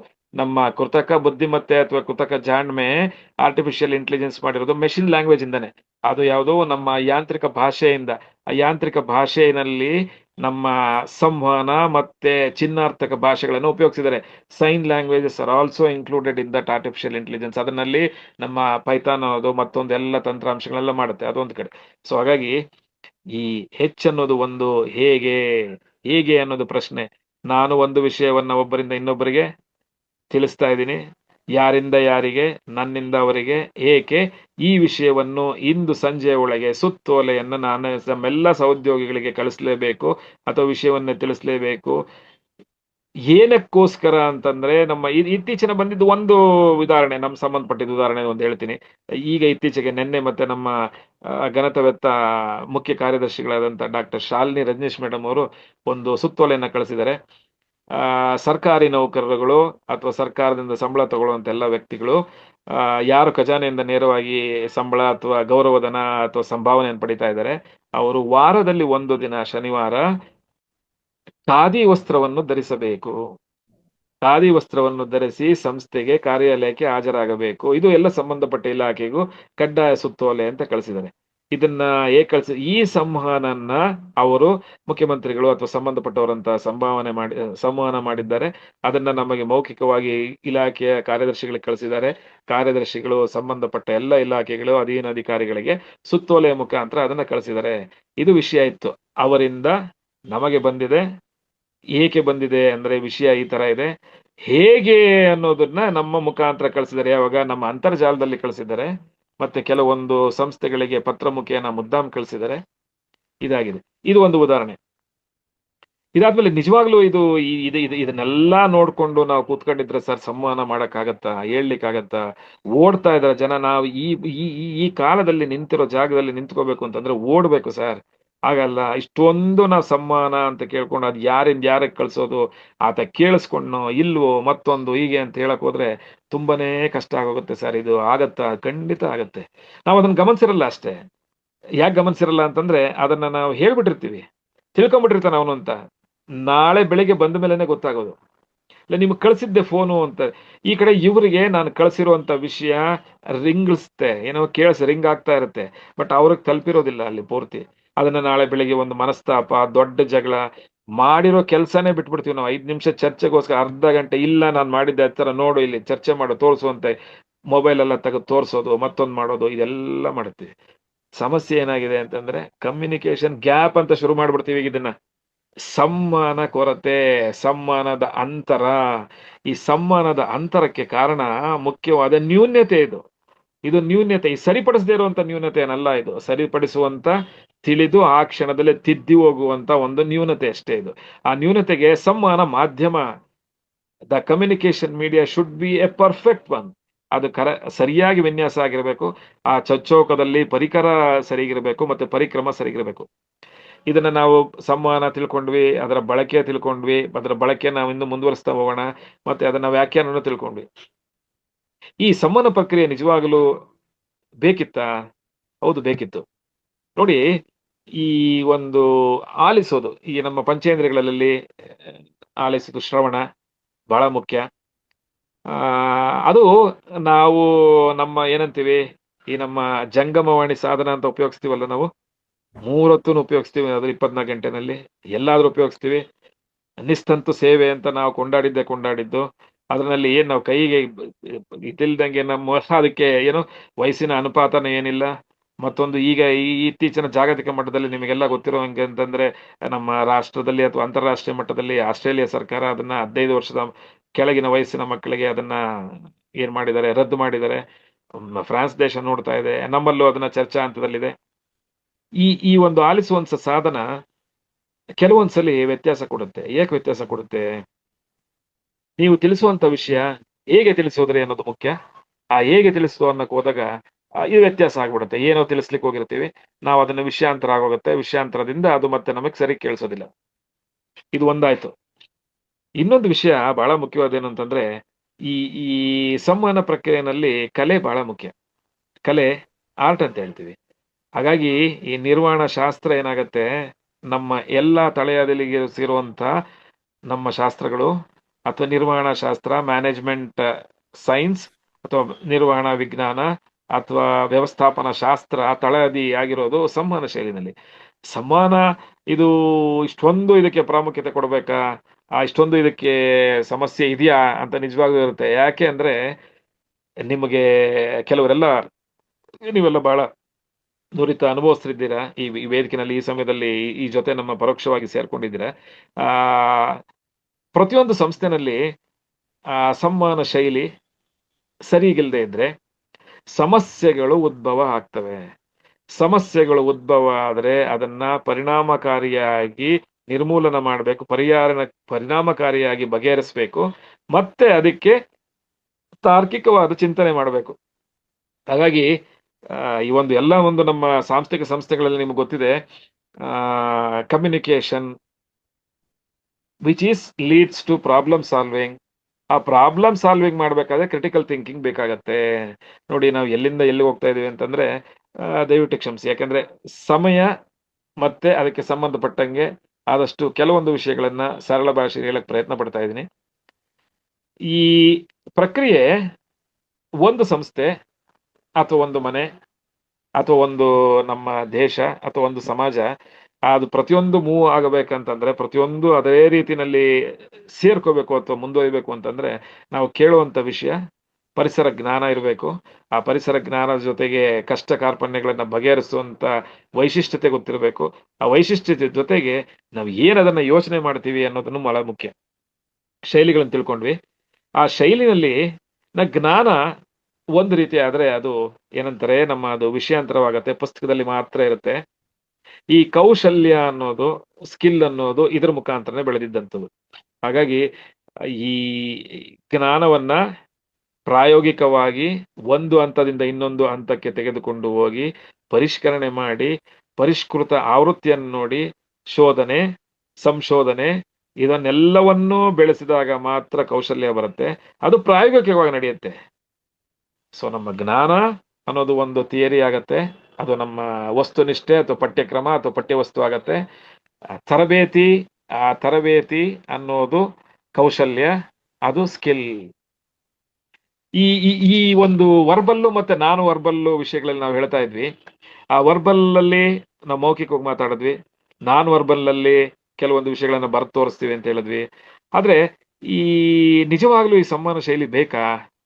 ಸಂವಹನ ಶೈಲಿ ಬೇಕಾದ್ರೆ ಏನಾಗ್ತದೆ, ಅದರಿಂದ ಆಗುವಂತ ಪರಿಸ್ಥಿತಿ ಏನು ಅನ್ನೋದನ್ನ ಸ್ವಲ್ಪ ನೋಡೋಣ. ಒಂದು ಉದಾಹರಣೆ ತಗೊಳ್ಳಿ. ಆ ಒಂದು ಉದಾಹರಣೆಯಲ್ಲಿ ಒಂದು ದೇಶದ ಸಗಟು ಮಾರಾಟ ದರ ಅಂತ ಹೇಳ್ತೀವಿ, ಏನಂತೀವಿ, ನಮ್ಮ ಹೋಲ್ಸೇಲ್ ಪ್ರೈಸ್ ಇಂಡೆಕ್ಸ್ ಅಂತ ಏನ್ ಹೇಳ್ತೀವಿ, ಸೂಚ್ಯಂಕ, ದರ ಸೂಚ್ಯಂಕ ನಿರ್ಧಾರ ಆಗೋದು ಆ ದೇಶದ, ಆ ರಾಜ್ಯದ ವ್ಯಕ್ತಿಯ ತಲೆ ಆದಾಯ, ಪರ್ ಕ್ಯಾಪಿಟ ಇನ್ಕಮ್ ಅಂತ ಹೇಳ್ತೀವಿ. ಆ ತಲೆ ಆದಾಯದ ಮೇಲೆ ಅವನಿಗೆ ಸಂಬಂಧಪಟ್ಟ ಸಂಸಾರ ಮತ್ತೆ ಇತರ ಜನಗಳಿಗೆ ಹೋಲಿಸಿದಾಗ ಎಷ್ಟು ಆತ ಗಳಿಸ್ತಾನೆ, ಆ ಗಳಿಸಿದಂಥ ಆದಾಯ ಮತ್ತೆ ನಾವು ನಮ್ಮ ರಾಜ್ಯದಲ್ಲಿ, ರಾಷ್ಟ್ರದಲ್ಲಿ ಉತ್ಪಾದನೆಯಾದಂಥ ವಸ್ತುಗಳು ಮಾರಾಟದ ಒಂದು ಕೋಷ್ಟಕಕ್ಕೆ ಅನುಪಾತಕ್ಕೆ ಬಂದ ನಂತರ ಸೂಚನೆಯ ಒಂದು ಅಂಕವನ್ನು ಕೊಡ್ತೀವಿ, ಅದನ್ನ ಸೂಚ್ಯಂಕ ಅಂತ ಹೇಳ್ತೀವಿ. The per capita income, the WPI wholesale price index, ಅದೆರಡನ್ನೂ ಅನುಪಾತ ಮಾಡಿ ನೋಡಿದಾಗ ನಾವು ಅದಕ್ಕೆ ಸೂಚ್ಯಂಕ ಅಂತ ಹೇಳ್ತೀವಿ, ಇಂಡೆಕ್ಸ್ ಅಂತ ಹೇಳ್ತೀವಿ. ಈ ಒಂದು ಮಾಹಿತಿ ಸಂವಹನ ಶೈಲಿನಲ್ಲಿ ಆದಾಗ ಬಹಳ ಮುಖ್ಯ. ನೋಡಿ, ನಾಳೆ ಇದೆಷ್ಟು ನಮ್ಮ ಕಾಕತಾಳಿ ಅನ್ನೋದಕ್ಕಿಂತ ಆದ್ರೆ ಹಿಂದಿನ ದಿನ ನಾವು ಇದೊಂದು ಸಣ್ಣ ಚರ್ಚೆ ಅಥವಾ ನಿಮ್ಮಲ್ಲಿ ನಾನು ಹೇಳಲಿಕ್ಕೆ ಪ್ರಯತ್ನ ಪಡ್ತಾ ಇರೋದು, ನಾಳೆ ನಮ್ಮ ಘನತೆವೆತ್ತ ಭಾರತ ಸರ್ಕಾರದಲ್ಲಿ ಹಣಕಾಸು ಮಂತ್ರಿಗಳಾದಂತ ಶ್ರೀಮತಿ ನಿರ್ಮಲಾ ಸೀತಾರಾಮನ್ ಅವರು 26-27ನೇ ವರ್ಷದ ಆಯವ್ಯಯವನ್ನು ಮಂಡಿಸ್ತಾ ಇದ್ದಾರೆ. ಫೆಬ್ರವರಿ ತಿಂಗಳ 1ನೇ ತಾರೀಕು ಭಾನುವಾರ ರಜೆ ದಿನ ಮಂಡಿಸ್ತಾ ಇರೋದು ಬಹಳ ಅಪರೂಪ. ಹಾಗಾಗಿ ನಮ್ಮ ಎಲ್ಲರ ಚಿತ್ತ ಕೆಲವೊಂದು, ಅದರಲ್ಲೂ ಇದು ಯಾರು ನಮ್ಮ ಆದಾಯ ತೆರಿಗೆ ಸಲ್ಲಿಸ್ತಾರೆ ಮತ್ತೆ ಯಾವುದೋ ಆದಾಯ ತೆರಿಗೆಯನ್ನು ಸಂಬಂಧಪಟ್ಟಂಗೆ ಹೊಸ ಆದಾಯ ತೆರಿಗೆ ಪದ್ಧತಿಯೋ, ಎರಡನೇ ಆದಾಯ ತೆರಿಗೆ ಪದ್ಧತಿಯೋ ಅಥವಾ ಹಿಂದಿನ ಹಳೆಯದೋ ಅದನ್ನೆಲ್ಲ ಅನುಪಾತ ನೋಡ್ಲಿಕ್ಕೆ ಕಾತುರರಾಗಿ ಕಾಯ್ತಾ ಇರ್ತಾರೆ. ಅವ್ರಿಗೆ ಬಹಳ ಮುಖ್ಯ ಇದು. ಇದು ಏನಕ್ಕೆ ಸಂವಹನದ ಎಲ್ಗೋ ಹೋಗ್ತದೆ, ಇದೆಲ್ಲ ಹೇಳ್ತಾ ಇರೋದು, ನಮ್ಮ ಕಮ್ಯುನಿಕೇಟ್ ಮಾಡ್ತಾ ಇರೋದು ಶೋಧನೆ ಪರಿಶೋಧನೆ ಮಾಡಿ ಒಬ್ಬರಿಂದ ಒಬ್ಬರಿಗೆ ವಿಷಯ ತಿಳಿಸ್ಲಿಕ್ಕೆ. ಇದು ಒಂದು ಉದಾಹರಣೆ. ಆ ಕೌಶಲ್ಯ ರೀತಿನಲ್ಲಿ ವಿನ್ಯಾಸ ಮಾಡಿ ಎಷ್ಟು ಜನ ಈಗ ನಿಮ್ಮ ಸೂತ್ರಧಾರರು ಮತ್ತೆ ಈ ಕಾರ್ಯಕ್ರಮದಲ್ಲ ಸಂಯೋಜನೆ ಮಾಡ್ತಾ ಇರುವಂತ ಶ್ರೀಮತಿ ರೇವತಿ ಮೇಡಮ್ ಅವರು ಹೇಳಿದ್ರು, ಈ ಒಂದು ತರಬೇತಿ ಪಡೆದಾಗ ಮತ್ತೆ ಅಲ್ಲಿ ಮಾಹಿತಿ ತಗೊಂಡಾಗ ಅದರದ್ದು ಜ್ಯೇಷ್ಠತೆ ಮತ್ತೆ ಅದರದ್ದು ತಾತ್ವಿಕತೆ ಬಹಳ ಅರ್ಥ ಆಗತ್ತೆ, ಅದು ಬಹಳ ಮುಖ್ಯ ಅಂತ ಹೇಳಿದ್ರು. ಅದು ಅಕ್ಷರಶಃ ನಿಜ. ಅದು ಹಾಗಾಗಿ ಈ ಸೇವೆಯಲ್ಲಿರುವಂತ ವಿಷಯ. ಈ ಸಂವಹನ ಬಾಯಿಂದ ಬಾಯಿಗೆ ಹೋದಾಗ ಕೆಲವೊಂದು ನಕಾರಾತ್ಮಕ ಆಗ್ತವೆ, ಕೆಲವೊಂದು ಬಾಯಿಂದ ಬಾಯಿಗೆ ಹೋದಾಗ ಹೊಸ ವಿಷಯ ತಲುಪುವಂತ ವಿಷಯಗಳು ತಲುಪಿದಾಗ ಸಕಾರಾತ್ಮಕ ಆಗ್ತದೆ. ಅದು ಬಹಳ ಮುಖ್ಯ ಆಗುತ್ತೆ. ಈಗ ವಿಧಗಳನ್ನ ನೋಡಿದ್ವಿ. ಇದು ಬಳಕೆಯಲ್ಲಿ ನಿಜವಾಗ್ಲೂ ಬಳಸಿದ್ರೆ, ಈ ಸಂವಹನ ಶೈಲಿ ಬಳಕೆಯಲ್ಲಿ ಬಳಸಿದ್ರೆ ನಿಜವಾಗ್ಲೂ ಇದು ವ್ಯಕ್ತಿತ್ವ ವಿಕಸನ ಆಗತ್ತಾ? ಖಂಡಿತ ಆಗತ್ತೆ. ಆ ವ್ಯಕ್ತಿತ್ವ ವಿಕಸನ ಆಡ್ಲಿಕ್ಕೆ ಕಷ್ಟ ಕಾರ್ಪಣ್ಯಗಳು ಏನಾರ ಇದೆಯಾ, ಕಷ್ಟ ಇದೆಯಾ ಅಥವಾ ಸಮಸ್ಯೆ ಇದೆಯಾ? ಆ ಸಮಸ್ಯೆ ಇದ್ದಾಗ ಬಗೆಹರಿಸೋದು ಹೇಗೆ? ಆ ಸಮಸ್ಯೆಯನ್ನು ಬಗೆಹರಿಸೋದು ತಾರ್ಕಿಕ ಚಿಂತನೆ ಮಾಡಿ ಸಮಸ್ಯೆಯನ್ನು ಬಗೆಹರಿಸೋದು, shall we critically think first and then solve the problem, ಅಥವಾ ನಮ್ಮ ಸಮಸ್ಯೆಯನ್ನು ಬಗೆಹರಿಸಿ ತಾರ್ಕಿಕ ಚಿಂತನೆ ಮಾಡೋದು ಅನ್ನೋದು ಪ್ರಶ್ನೆ. ಈ ಮೌಖಿಕವಾಗಿ ನಾವು ಸಂವಹನ ಮಾಡಿದಾಗ ಕಳಿಸುವಂತ ವ್ಯಕ್ತಿ, ಆಗಲೇ ನಾವು 5 ಉದಾಹರಣೆಗಳನ್ನು ಕೊಟ್ಕೊಂಡ್ವಿ. ಎಲ್ಲದಕ್ಕೂ ಮುಖ್ಯ ಕಾರಣ ಹೇಗೆ ನೀನು ಕಳಿಸ್ತೀಯ ಅನ್ನೋದು, ಅನ್ನೋದು, ಹಸ್ಬೆಂಡ್ ಅನ್ನೋದು ಬಹಳ ಮುಖ್ಯ. W, where, when, why and what ಅನ್ನೋದು ಸುತ್ತಲೂ ಇರುವಂತ ವೈಫ್ ಅಂತ ಏನೋ ತಿಳ್ಕೊಂಡ್ರೆ, ಡಬ್ಲ್ಯೂ ಅಂತ ತಿಳ್ಕೊಂಡ್ರೆ ಇದು ಬರೇ ಇದು ಉಲ್ಲೇಖ ಪರಾಮರ್ಶೆಗೆ ಮಾತ್ರ. ಇದನ್ನ ಬೇರೆ ಅರ್ಥಕ್ಕೋ ಅಥವಾ ಪರಾಮರ್ಶೆಗೋ ಅಥವಾ ಯಾವುದೋ ಒಂದು ವಿಷಯಕ್ಕೂ ಇದನ್ನ ತಳಕಾಕೋದಾಗ್ಲಿ ಮಾಡೋದಾಗ್ಲಿ ಇದು ಅಂದ್ರೆ ಇದಕ್ಕೆ ಸಮಂಜಸ ಅಲ್ಲ ಇದು. ಸೊ ಉದಾಹರಣೆ ಕೊಟ್ಟಿದ್ದಷ್ಟೇ ಇದು. ಇದನ್ನ ತಿಳ್ಕೊಂಡ್ವಾ ಇಲ್ಲಿ ಹೌ ಹೌ ಅನ್ನೋದು ಬಹಳ ಮುಖ್ಯ. ಈಗ ನಾವು ಹೇಗೆ ಏನ್ ಕಳಿಸ್ತೀವಿ ಆ ಅನ್ನೋದು ಬಹಳ ಮುಖ್ಯ. ಕೆಲವೊಂದು ಈಗ ಮಧ್ಯದಲ್ಲಿ ಕೆಲವೊಂದು ಪ್ರಶ್ನೆಗಳು ಮತ್ತೆ ಇದನ್ನು ಬರ್ತಾ ಇದೆ ಅಂತ ಅನ್ಕೊಂಡಿದ್ದೀನಿ. ಸೊ ಅದಕ್ಕೆ ಸಮಂಜಸವಾಗಿ ಮಾತಾಡ್ಲಿಕ್ಕೆ ಅವಕಾಶ ಸಿಕ್ಕಿದ್ರೆ ಮಾತಾಡ್ತೀನಿ. ಈ ಈ ಸಮಸ್ಯೆ ಬಗೆಹರಿಯೋದು ತಾರ್ಕಿಕವಾಗಿ ಚಿಂತನೆ ಮಾಡಿದಾಗ ಮಾತ್ರ ಸಮಸ್ಯೆ ಬಗೆಹರಿಯುತ್ತೆ. ಆ ಸಮಸ್ಯೆ ಬಗೆಹರಿಬೇಕು ಅಂತಂದ್ರೆ ತಾರ್ಕಿಕ ಚಿಂತನೆ ಏಕೆ ಮಾಡ್ತೀರಾ, ಹೇಗೆ ಮಾಡ್ತೀರಾ? ಸಂವಹನ ಶೈಲಿಯಲ್ಲಿ ಏನು ಬಾಧ್ಯತೆಗಳಿಲ್ಲದೆ ಇದ್ರೆ ಅಬಾಧಿತವಾಗಿ ಒಬ್ಬ ವ್ಯಕ್ತಿಯಿಂದ ಇನ್ನೊಬ್ಬ ವ್ಯಕ್ತಿಗೆ ನೀವು ವಿಷಯಗಳನ್ನ, ಚಿತ್ರಗಳನ್ನ ಅಥವಾ ಅಂಕಿಅಂಶಗಳನ್ನ, ದತ್ತಾಂಶಗಳನ್ನ ನಿಸ್ಸಂದೇಹವಾಗಿ ಕಳಿಸಿದಲ್ಲಿ ಮಾತ್ರ ಈ ಒಂದು ಪ್ರಕ್ರಿಯೆ ಪೂರ್ಣವಾಗತ್ತೆ. ಈ ನಿಸ್ಸಂದೇಹವಾಗಿ ಕಳಿಸಿದ್ದು ಅನ್ನೋದಕ್ಕೆ ಹೇಗೆ ನೇರವಾಗಿ ಹೊಂದುತ್ತೆ. ನಿಸ್ಸಂದೇಹವಾಗಿ ನನ್ನಲ್ಲೇ ವಿಷಯಾಂತರ ಆದರೆ, ನನ್ನಲ್ಲೇ ದ್ವಂದ್ವ ಯೋಚನೆ ಬಂದು ನಾನು ಕಳಿಸುವಂತಾಗ ನನ್ನ ಸಮಯದ ಒತ್ತಡದಿಂದಲೋ ಅಥವಾ ನಿಜವಾಗಲೂ ನನಗೆ ಮಾನಸಿಕ ಒತ್ತಡ ಇದ್ದಾಗ ಕಳಿಸಿದಂತ ಸಂವಹನ ಪ್ರಕ್ರಿಯೆ, ಕಳಿಸಿದಂತ ವಿಷಯಗಳು, ಮಾಹಿತಿ, ಅಂಕಿಅಂಶಗಳು ನಿಸ್ಸಂದೇಹವಾಗಿ ತಲುಪುವುದಿಲ್ಲ. ಆಗ ಗೊಂದಲ ಶುರುವಾಗತ್ತೆ.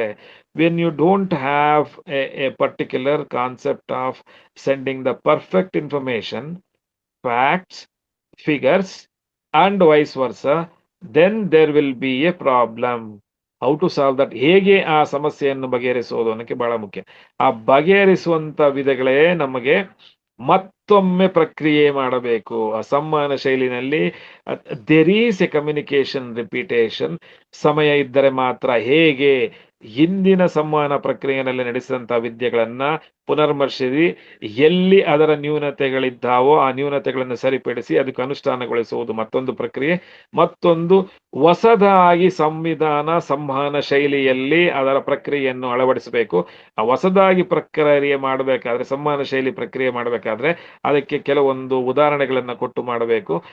ಈ ಮಟ್ಟದಲ್ಲಿ ಸಮಸ್ಯೆ ಅನ್ನೋದು ಬಗೆಯಿರುತ್ತೆ. ಯಾವಾಗ ಮಾಡಿದ್ದೀರಾ ಅದನ್ನ ಮಾಡಬೇಕಾದ್ರೆ ನೀವು ತಾರ್ಕಿಕವಾಗಿ ಚಿಂತೆ ಮಾಡಿರ್ಬೇಕು. ತಾರ್ಕಿಕವಾದ ಚಿಂತೆ ಅಂತಂದ್ರೆ ತರ್ಕ, ಉದಾಹರಣೆ, ಪರಾಮರ್ಶೆ, ಉಲ್ಲೇಖಗಳನ್ನು ಕೊಟ್ಟು ಸಂಬಂಧಪಟ್ಟ ಚಿಂತನೆ ಮಾಡಿದಾಗ ಮಾತ್ರ ತಾರ್ಕಿಕ ಚಿಂತನೆ ಆಗುತ್ತದೆ. ತಾರ್ಕಿಕ ಚಿಂತನೆಯಿಂದ ಸಮಸ್ಯೆ ಬಗೆಹರಿಯುತ್ತೆ. ಸಮಸ್ಯೆ ಬಗೆಹರಿದಾಗ ನನ್ನ ಮೊದಲನೇ ವಸ್ತು ಏನು? ಸಂವಹನ ಪೂರ್ಣ ಆಗತ್ತೆ. ಸೊ ಕಮ್ಯುನಿಕೇಶನ್ ಅನ್ನೋದು, ಸಂವಹನ ಅನ್ನೋದು ಒಂದು ಪ್ರಕ್ರಿಯೆ. ಅದರ ಬಳಕೆ ಮಾಡೋದು ಬಹಳ ಸುಲಭ. ಸರಿಯಾದ ರೀತಿಯಲ್ಲಿ ಬಳಕೆ ಆಗದೆ ಇದ್ರೆ ಸಂವಹನ ಪ್ರಕ್ರಿಯೆ ಅದು ಪೂರ್ಣ ಆಗೋದಿಲ್ಲ. ಹಾಗಾಗಿ ನೀವು ಮಾಡುವಂತ ವಿಷಯ ನೇರವಾಗಿ ಮೌಖಿಕವಾಗಿರ್ಬೋದು, ಬರೆದು ತೋರಿಸ್ಬೋದು. ಮತ್ತೆ ಕೆಲವೊಂದು ಪ್ರಶ್ನೆ ನೋಡಿದೆ, ನನ್ನ ಪರದೆ ಮೇಲೆ ಬಂದಿತ್ತು. ಮಾನ್ಯರು ಅಥವಾ ಇಲ್ಲಿ ಯಾರೋ ಕೇಳಿದ್ರು ಅನ್ಸತ್ತೆ, ಸ್ಪರ್ಶದಿಂದ ಸಂವಹನ ಪ್ರಕ್ರಿಯೆ ಆಗ್ಲಿಕ್ಕೆ ಸಾಧ್ಯನಾ ಅಂತ. ಸ್ಪರ್ಶದಿಂದ ಸಂವಹನ ಪ್ರಕ್ರಿಯೆ ಖಂಡಿತ ಆಗತ್ತೆ. ವಯೋವೃದ್ಧರು, ನಮ್ಮ ಬಸ್ನಲ್ಲಿ ಪ್ರಯಾಣ ಮಾಡ್ತಾ ಇರ್ತೀವಿ, ನನಗೆ ಮಾತಾಡ್ಲಿಕ್ಕೆ ಆಗೋದಿಲ್ಲ, ಇನ್ನೊಂದೇನೋ ಇರುತ್ತೆ.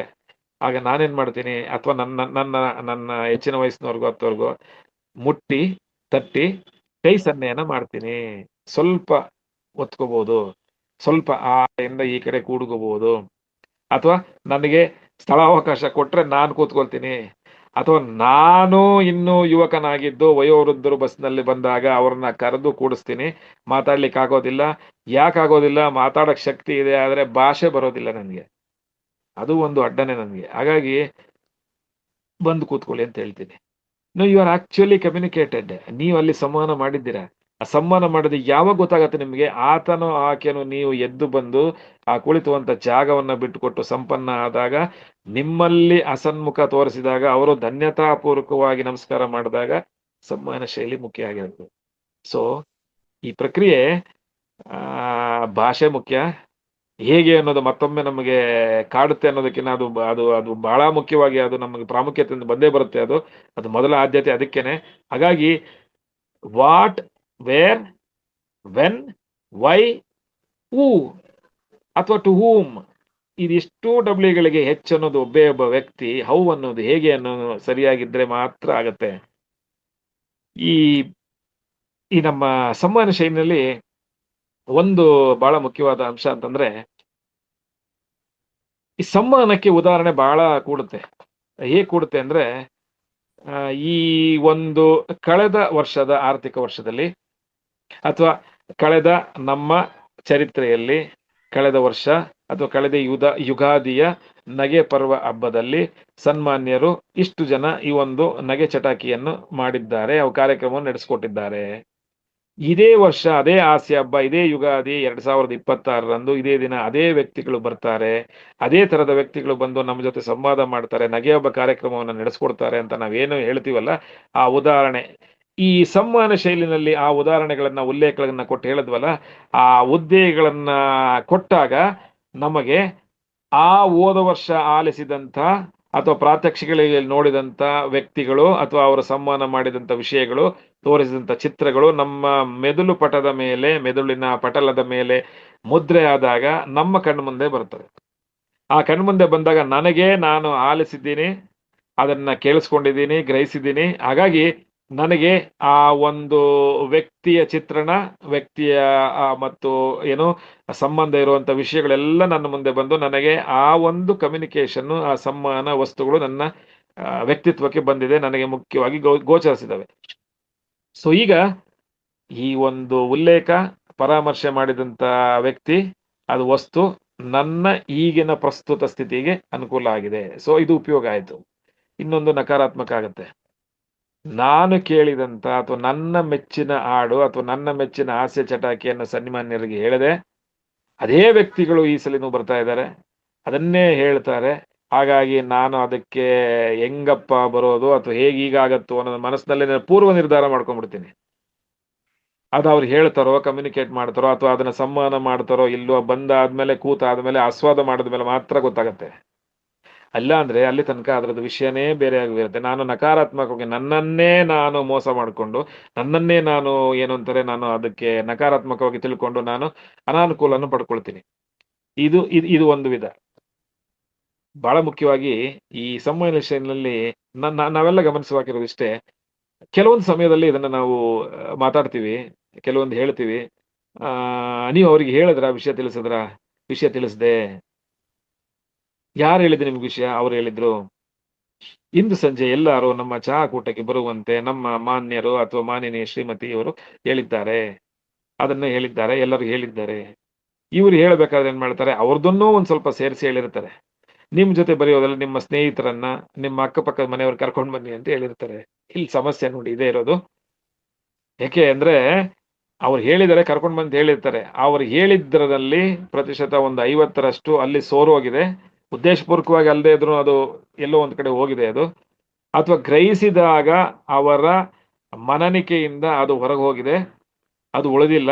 ಹಾಗಾಗಿ ಆ ಒಂದು ಸಂಬಂಧ ಮತ್ತೆ ಆ ಒಂದು ನಿರ್ವಾತ ಪ್ರದೇಶವನ್ನ ತುಂಬಲಿಕ್ಕೆ ಹೇಳಿದ್ದಾರೆ. ಸಮಸ್ಯೆ ಆಗಿದ್ದು ಇಲ್ಲಿಷ್ಟೇ.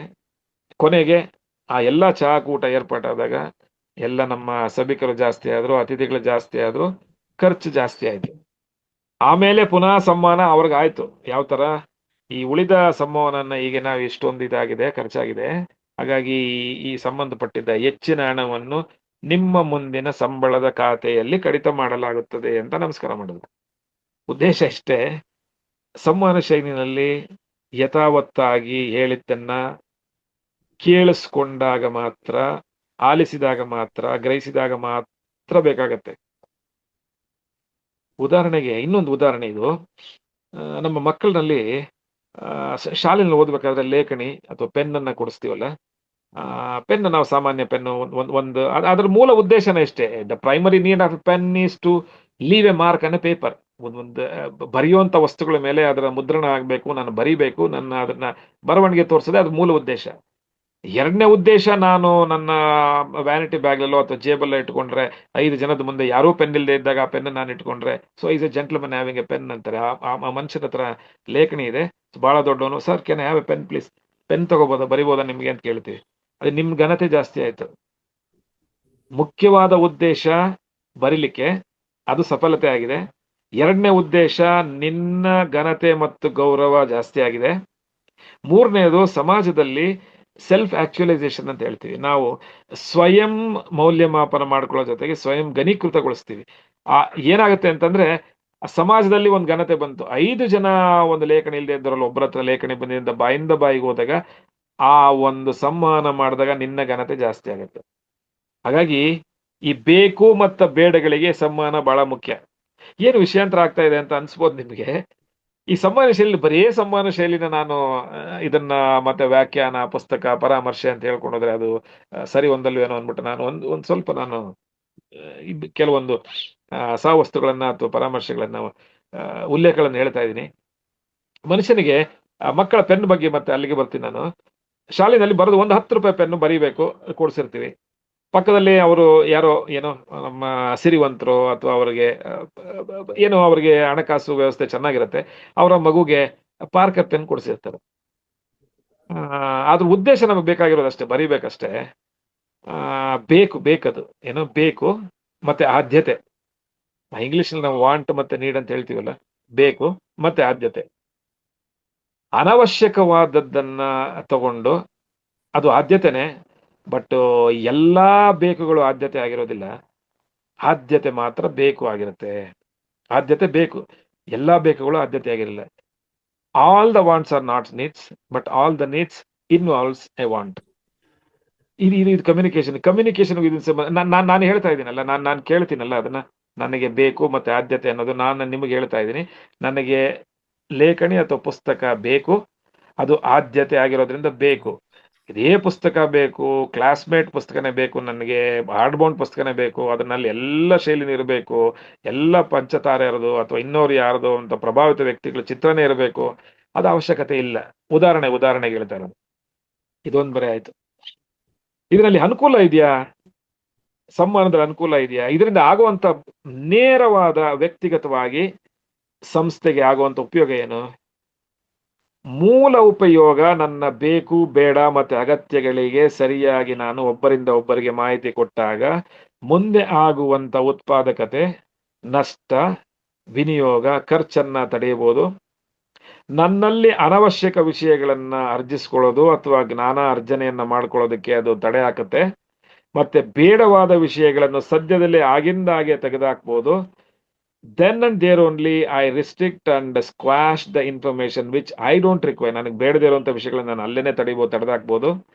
3 ಮತ್ತು 4ನೇ ವಿಷಯ ಏನಂತಂದ್ರೆ ಬಹಳ ಮುಖ್ಯವಾಗಿ ಆರ್ಥಿಕ ವಿಷಯದಲ್ಲಿ, ವಿತ್ತೀಯ ವಿಷಯದಲ್ಲಿ ಅಥವಾ ನನ್ನ ಖರ್ಚಿನ ವಿಷಯದಲ್ಲಿ, ದರ, ಮೌಲ್ಯ ಮತ್ತೆ ಗುಣಮಟ್ಟದ ವಿಷಯದಲ್ಲಿ ವಸ್ತುಗಳು ಅಥವಾ ಪದಾರ್ಥ ಸರಬರಾಜು ಉತ್ಪಾದನೆ ಮಾಡುವಂತ ವಿಷಯಗಳಲ್ಲಿ ಸರಿಯಾಗಿ ನಾನು ಸಂವಹನ ಮಾಡಿದಾಗ ಮಾತ್ರ ಈ ವಿಷಯಗಳನ್ನು ಸಂವಹನ ಶೈಲಿ ಬಹಳ ಮುಖ್ಯ ಆಗತ್ತೆ. ಇದು ಮುಂದೆ ಆಗುವಂತ ನಷ್ಟವನ್ನ ತಡೆಯುತ್ತೆ. ಸರಿಯಾಗಿ ಅರ್ಥ ಮಾಡಿಕೊಂಡ್ರೆ ಮಾನಸಿಕವಾಗಿ, ದೈಹಿಕವಾಗಿ, ಆರ್ಥಿಕವಾಗಿ, ಸಾಮಾಜಿಕವಾಗಿ, ಶೈಕ್ಷಣಿಕವಾಗಿ, ಬೌದ್ಧಿಕವಾಗಿ ಮತ್ತೆ ಧಾರ್ಮಿಕವಾಗಿ ಮತ್ಯಾವುದಾರು ಬಿಟ್ಟಿದೆ ದಯವಿಟ್ಟು ಕ್ಷಮಿಸಿ, ಅದನ್ನ ಅರ್ಥೈಸ್ಕೊಳ್ಬಹುದು ಸಂಭಾವಿತರು. ಅದು ಬಹಳ ಮುಖ್ಯ ಆಗತ್ತೆ. ನಾನು ಇನ್ನೊಂದು ವಿಷಯನ ಹೇಳಕ್ ಇಷ್ಟಪಡ್ತೀನಿ. ಈ ಶೈಲಿನಲ್ಲಿ, ಸಂವಹನ ಶೈಲಿನಲ್ಲಿ ವ್ಯಕ್ತಿ ಮೇಲೂ ಅದು ನಿರ್ಧಾರ ಆಗತ್ತೆ. ಹೇಳುವಂತ ವ್ಯಕ್ತಿ ಹಾಗಂತ ನನ್ನನ್ನೇ ಚಿತ್ರದಲ್ಲಿ ಕಾಣ್ತಾ ಇದೆ ನೇರವಾಗಿ ವ್ಯಕ್ತಿಗತವಾಗಿ ನಾನು ಇದನ್ನ ಮಾಡಿ ಹೇಳ್ತಾ ಇಲ್ಲ, ನಾನು ಗುರಿಯಾಗಿಟ್ಕೊಂಡು ಹೇಳಲಿಕ್ಕೆ ಬಯಸೋದಿಲ್ಲ. ಆ ವ್ಯಕ್ತಿಯ ಸ್ವಭಾವ, ನಡವಳಿಕೆ ಎರಡು ಬಹಳ ಮುಖ್ಯ. ಸರ್, ಕಮ್ಯುನಿಕೇಶನ್ಗೆ ಅಥವಾ ಸಂವಹನಕ್ಕೆ ಇದೆರಡು ಮುಖ್ಯನಾ ಅಂತ ಹೇಳ್ತಾರೆ. ಅದಕ್ಕೆ ತಿಳಿದವರು ನಿಮ್ಮಲ್ಲಿ ಸಂಭಾವಿತರಿದ್ದೀರಿ. ನಡವಳಿಕೆಯ ನಡೆ ಅಂತ ಹೇಳ್ತಾರೆ. ಬಿಹೇವಿಯರಲ್ ಆಟಿಟ್ಯೂಡ್, ಸ್ವಭಾವ, ನಡವಳಿಕೆ. ಸ್ವಭಾವ ಅಂದ್ರೆ ನನ್ನ ಇರುವಂತ ನನ್ನ ಆಂತರಿಕ ವಿಷಯ.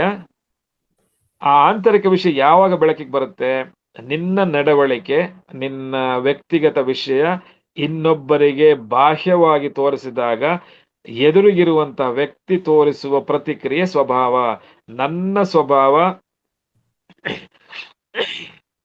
ಒಬ್ಬರಿಂದ ಒಬ್ಬರಿಗೆ ತೋರಿಸಿದಾಗ ಆ ಮಾಡುವಂತ ಪ್ರತಿಕ್ರಿಯೆ ಅದು ನಡವಳಿಕೆ ಆಗತ್ತೆ.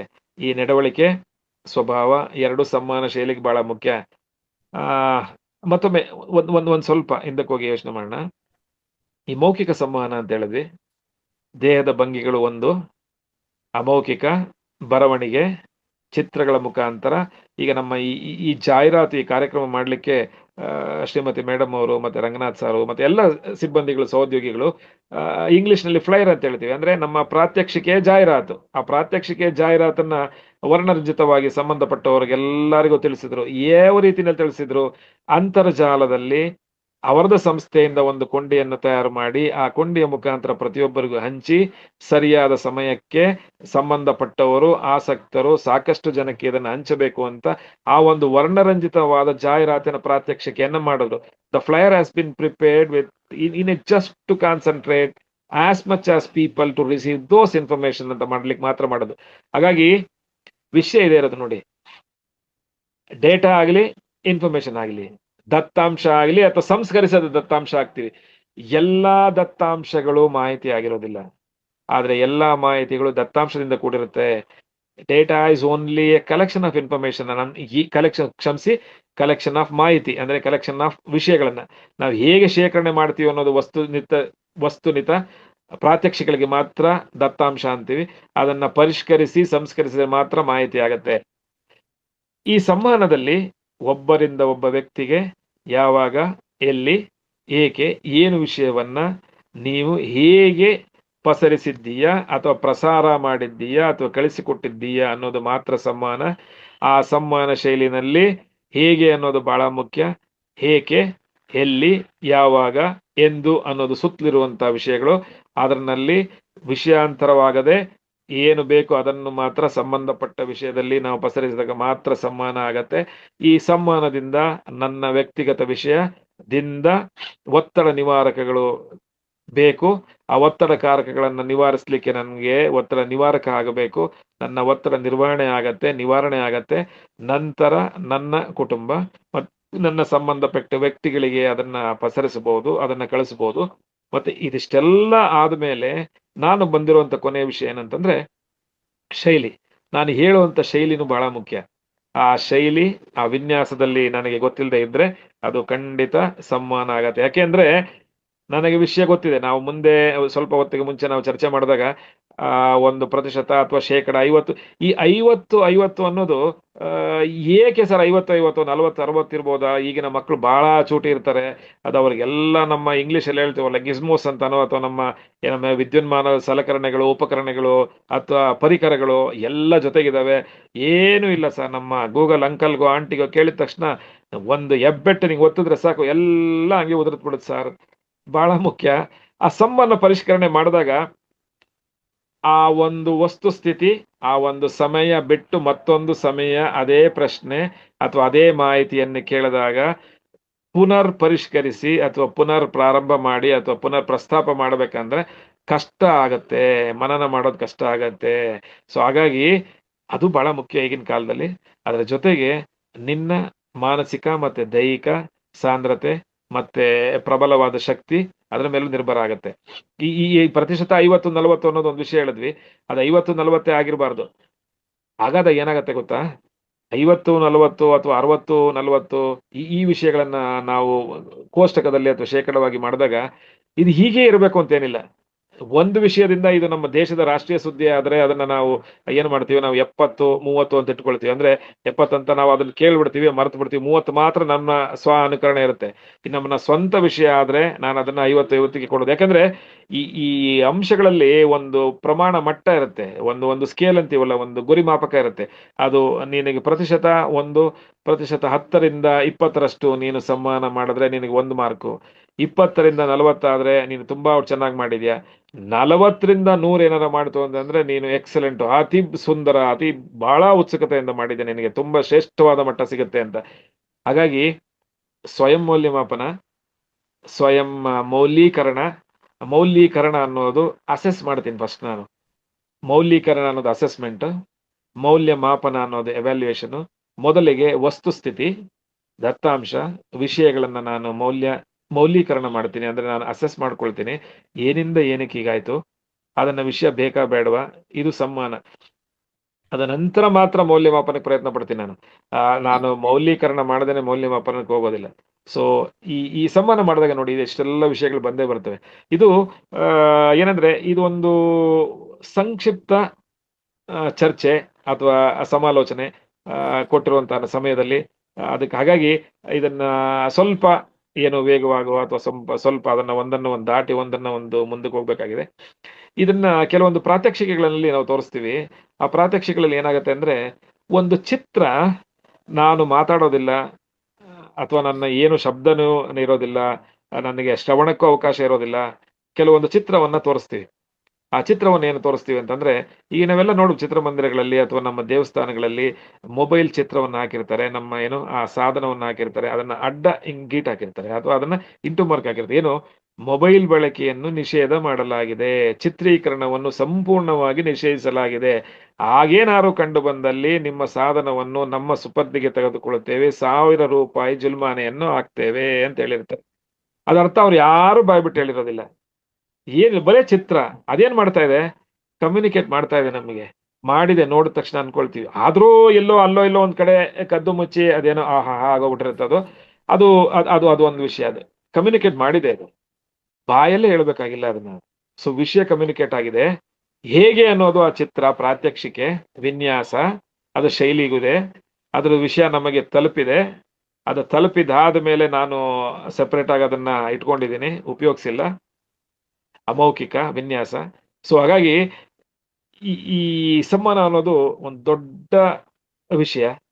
ಆ ವಿಷಯದಲ್ಲಿ ಮುಖ್ಯವಾಗಿ ಇರಬೇಕಾಗಿರೋದು ಇಷ್ಟೇ: ವಸ್ತು, ಚಿತ್ರ ಅಥವಾ ಪದಗಳು ಅಥವಾ ಮಾಹಿತಿ, ಪರಾಮರ್ಶಿಸಿದಂಥ ಉಲ್ಲೇಖದ ಪತ್ರಗಳು ಅಥವಾ ಪುಸ್ತಕ, ಅದರಲ್ಲಿನ ಮಾಹಿತಿ, ಚಿಹ್ನೆಗಳ ಮುಖಾಂತರ, ಶಬ್ದಗಳ ಮುಖಾಂತರ ಅಥವಾ ಎರಡನ್ನೂ ಸೇರಿಸಿ, ಅಥವಾ ನಾನು ಕುಳಿತಿರುವಂತ ಭಂಗಿ ಅಥವಾ ಶೈಲಿ ಮುಖಾಂತರ ಸಂವಹನ ಮಾಡ್ತೇನೆ. ಉದಾಹರಣೆಗೆ, ನಾವು ನಕ್ಕಾಗ ನಮ್ಮ ಇದರಲ್ಲಿ ಸ್ನಾಯುಗಳು 3400 ಸ್ನಾಯುಗಳ ವಿಶಿಷ್ಟತೆ ಮತ್ತು ಭಂಗಿಗಳನ್ನ ತೋರಿಸ್ಬೋದು ಅಂತ ಹೇಳ್ತಾರೆ ದಂತ ವೈದ್ಯರ ಒಂದು ಸಂಶೋಧನೆ ಪ್ರಕಾರ. ಇವತ್ತು ಊಟ ಆಯ್ತಾ ಅಂತ ಕೇಳ್ತಾರೆ, ನಮ್ಮ ಯಾರೋ ಸಾಹೇಬರು ಕೇಳ್ತಾರೆ ಅಂತ ಇಟ್ಕೊಳ್ಳಿ. ನಾನು ಮಾತಾಡೋದೇ ಇಲ್ಲ, ಯಾಕಂದ್ರೆ ಮೊದಲೇ ನನಗೆ ಹೊಟ್ಟೆ ಹಸಿತಾ ಇರ್ತದೆ. ಇನ್ನು ನಾನು ಮಾತಾಡ್ತೀನೋ ಅಥವಾ ಕೋಪ ನನಗೆ ಜಾಸ್ತಿ ಇರ್ತದೆ. ತರಗತಿನೂ ಇನ್ನು ಬಿಟ್ಟಿಲ್ಲ, ಬೆಳಿಗ್ಗೆನೂ ತಿಂಡಿ ತಿಂದಿಲ್ಲ, ಲೇಟ್ ಆಗೋಯ್ತು, ಹೇಳೋದೋ ಬೇಡೋ ಅನ್ನೋದು ಕಷ್ಟ ಆಗ್ತದೆ. ಆಗಾಗ ಸುಮ್ಮನೆ ಮುಖ ಹಿಂಗೆ ಮಾಡ್ಬಿಟ್ಟು ಹಿಂಗೆ ಅಂದ್ಬಿಡ್ತೀನಿ. ಅದು ಅವ್ರು ಅರ್ಥ ಮಾಡ್ಕೊಂತಾರೆ ಅವರು, ಯಾಕೆಂದ್ರೆ ಪರಿಸ್ಥಿತಿ ಆ ಥರ ಇರುತ್ತೆ. ಆದ್ರೆ ನೀನು ಸಂವಹನ ಮಾಡಿದೀಯ ಅವ್ರಿಗೆ, ಅವ್ರು ಕೇಳಿದಂತ ಪ್ರಶ್ನೆ ಅವರು ಮೌಖಿಕವಾಗಿ ಕೇಳಿದ್ದಾರೆ, ಮೌಖಿಕ ಸಂವಹನ ಮಾಡಿದ್ದಾರೆ, ಅವ್ರು ಸಂವಹನ ಮಾಡಿದ್ದಾರೆ ಅವ್ರ ವಿಷಯನ. ಇಂದು ನಿಮ್ಮದು ಊಟ ಆಯ್ತಾ? ನಾನು ಉತ್ತರ ಕೊಟ್ಟಿರೋದು ನನ್ನ ಮುಖಭಂಗಿಯಲ್ಲಿ.